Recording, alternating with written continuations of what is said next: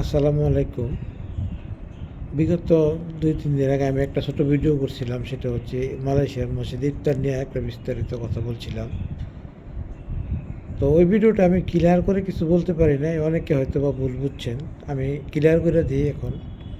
ঘটনা হচ্ছে ইদানিং আমি দেখতেছি টিকটকে, ফেসবুকে, ইউটিউবে সব জায়গায় একটা ভিডিও চলতেছে। সেটা মালয়েশিয়ার মসজিদে বাঙালিরা গেছে, ইফতার করছে। অনেক লোক গেছে ইফতার করার পর ওইখানে কী নিয়ে গ্যাঞ্জাম হয়েছে, অপমান করছে নাকি কী করছে শুনলাম। তো এইগুলো নিয়ে নানান কথা ফেসবুক, ইউটিউবে দেখতে দেখতে খুব কষ্ট লাগে এগুলো। তো আমরা তো 17 বছর যাবৎ মালয়ের সাথে চলি, দেখি মালয়রা খুব ভালো মানুষ। সত্য কথা, মালয়েশিয়ার মানুষ অনেক ভালো। তারা শিক্ষিত, তারা ভদ্র, তারা নম্র, তারা সর্বদা সত্য কথা বলে। তারা আমাদেরকে কোনো দিন অপমান করে না, আমাদেরকে কোনো দিক দিয়ে কষ্ট দেয় না। যদি কষ্ট দিত আর আমাদের অত্যাচার করতো আমাদের প্রতি, আমরা কোনো দিন 17 বছর মালয়েশিয়ায় থাকতে পারতাম না, আর অনেক আগেই দেশে চলে যেতে হইতো আমাদের। অতএব আমার জীবদ্দশায় আমি সত্য কথা, আমি এদেশে খারাপ লোক দেখি নাই আমাদের দেশের মতন। আমাদের দেশের যেমন কথায় কথায় প্রতারিত হওয়া, হ্যাঁ, মানুষকে ধোঁকা দেওয়া এবং অশৃঙ্খল কার্যকলাপ করা, যেমন মসজিদে যাই, একজনে একজনে একজনের খাবার নেয় না, দুইজনের খাবার নিয়ে আসে, এটা নিয়ে কারাগারি করে। আবার দেখা গেছে আপনি মনে করেন যে কুরবানির ঈদের মধ্যে মাংস নিয়ম একজন এক পুটলা করে মসজিদে দেওয়া হইতেছে সবাইরে, সমস্ত মুসলিম যারা যারা গেছে, বাংলাদেশি হোক মালয়েশিয়ান হোক, সবার সমান অধিকার। সবাইরে তারা একশোকে দেখে এক পুটলা করে দিয়েছে, 1 কেজি করে মাংস, 1 কেজি করে হাড্ডি। কিন্তু আমাদের বাংলাদেশিরা কী করে জানেন তো, একবারের জায়গা দুইবার যায় আনতে। তো এইগুলো কি ঠিক?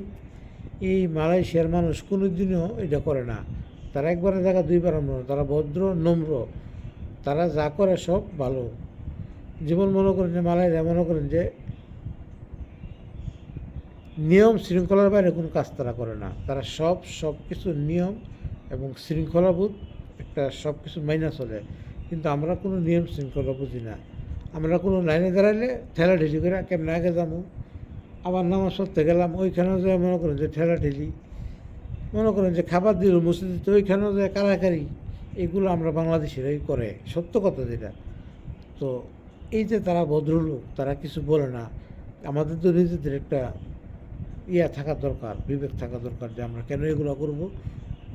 আমরা তো শিক্ষিত হইতে পারি না তাদের মতন, কিন্তু তাদেরকে দেখে তো আমরা শিখতে পারি তাদের কাছ থেকে কীভাবে চলাফেরা করতে হয়, কীভাবে নামাজ পড়তে হয়, কীভাবে মানুষের সাথে ব্যবহার করতে হয়। এই মালয়েশিয়ার লোক যদি ভালো না হইতো, আমরা বাংলাদেশিরা কি দেশে এসে কাজ করে খাইতে পারতাম? আমাদের দেশে একটা লোক যা কয়দিন কাজ করে খাইতে পারে? কয়দিন কতটুকু স্বাধীনতা কাজ করতে পারবো? যতটুকু স্বাধীনতা আমরা বিদেশের বাড়িতে মালয়েশিয়াতে পাইতেছি। তো এই কারণে মালয়েশিয়ার স্যালুট, মালয় স্যালুট। তারা অনেক ভালো। আমি মন থেকে বলি, মালয়েশিয়ার মানুষের মতন মানুষ হয় না। খুব ভালো মানুষ তারা। আমরা কেউ তাদেরকে ভুল বুঝবো না। আমরা মসজিদে যাইব, নামাজ পড়ব, তাদের সাথে সবসময় ভালো ব্যবহার করব।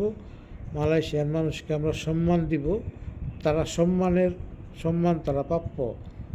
তাদেরকে আমরা রেসপেক্ট করব। মসজিদে যাব, সালাম দেব, রেসপেক্ট করব।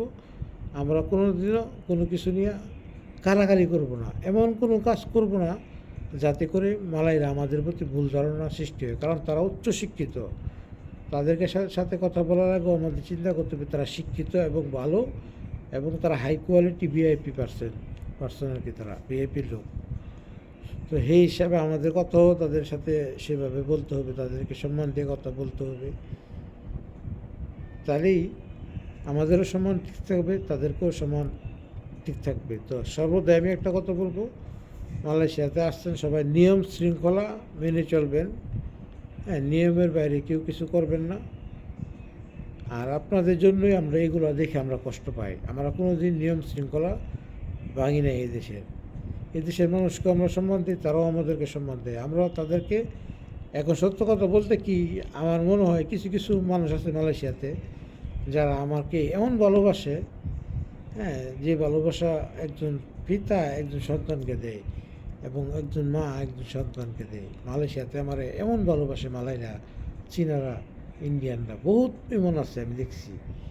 আমার পরিচিত যদি 500 মালয়েশিয়ানের সাথে আমার পরিচিত থাকে, 500-র মধ্যে 100 আপনার এই 480 জন লোকই আমার অন্তর থেকে তারা সন্তানের মতন ভালোবাসে। হ্যাঁ, কেউ বন্ধুর মতন ভালোবাসে, কেউ ভাইয়ের মতন ভালোবাসে।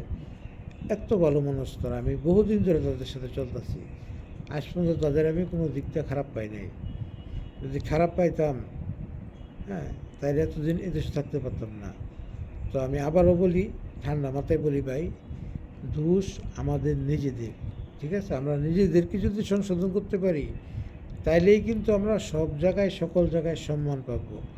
কেউ জিনিসটা খারাপ ভাবে নেন না। সকল বাঙালির যে দোষ তা কিন্তু না, হাতে গোনা কয়েকটা, এটা বুঝতে হবে আপনাদের। হাতে গোনা কয়েকটা লোক আছে যারা একেবারেই সভ্য জগতের বাহিরের লোক। তারা সভ্য জিনিস চিন্তাও করতে পারে না, সভ্যভাবে চলা শিখেও নাই এবং শেখার চেষ্টাও করে না। যদি আমরা তাদেরকে সভ্যতা শেখাতে যাই, তারা উল্টা আমাদেরকে শাসন করে দেয়, হ্যাঁ, উল্টা ধমক দেয়। তো এখন আমাদের কি করার আছে ভাই? তো ধন্যবাদ সবাইকে, সবাই সুস্থ থাকুন, ভালো থাকুন, আল্লাহ হাফেজ।